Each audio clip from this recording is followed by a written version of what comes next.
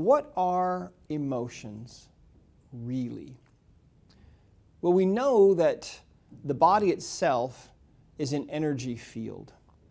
In fact, we know that everything in the universe is really ultimately energy, thanks to the work of people like Albert Einstein. If you could take your hand and focus on that hand with a big microscope, if you were to zoom in about 100 million power magnification, you might be looking face to face with a single individual atom. And if you were to look inside that atom, you'd see that there's really nothing in there but empty space and some little infinitesimally tiny energies that are zipping around at the speed of light. And that is still your hand.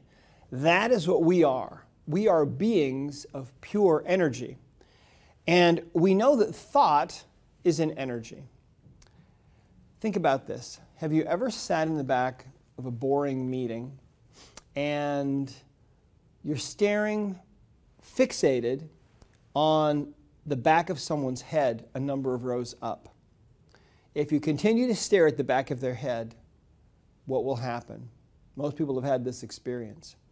After a minute or so, that person will turn around and look right into your eyes. How do they know that you're looking at them? Good question. So thought is energy. We like to think that the thoughts that we think stay inside of our heads, but I believe that those thoughts are energy and that they radiate out from us, and that's how sometimes you can tell what other people are thinking. We know that emotions are also energy, and it appears that each emotion has its own specific frequency of vibration. So that if you're feeling an emotion of anger, you're feeling a different frequency, a different energy, than if you were feeling an emotion of sadness. And grief is different than that, and shame is different from that. So all emotions have their own specific vibrational frequency. Let's take a look for a moment at some Kirlian photographs.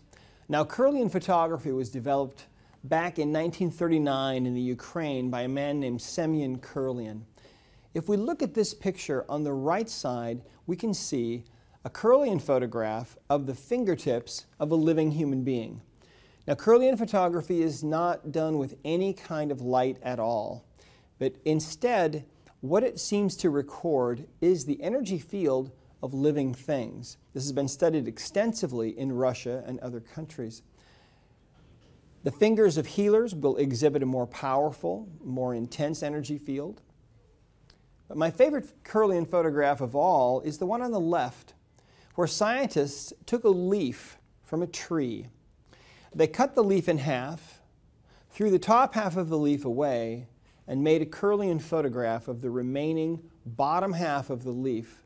And yet, this Kirlian photograph shows the ghost image of the missing top half of that leaf. And if you look at this closely, it almost looks like lightning in there. You may have read stories about people who die, who leave their body, and suddenly they find themselves looking down on their body in the hospital room or at the site of their car accident. Very interesting.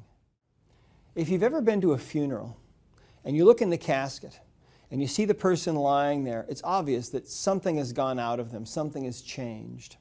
It's believed that people and animals lose a certain amount of weight at the moment of death. For human beings, they say it's 21 grams. For birds and other animals, it's lighter, much lighter, depending on the size of the animal. What's going on there? Why is that happening? Well, I believe that's because that inner essence, that intelligence that makes us who we are, leaves the body at that point, but it lives on.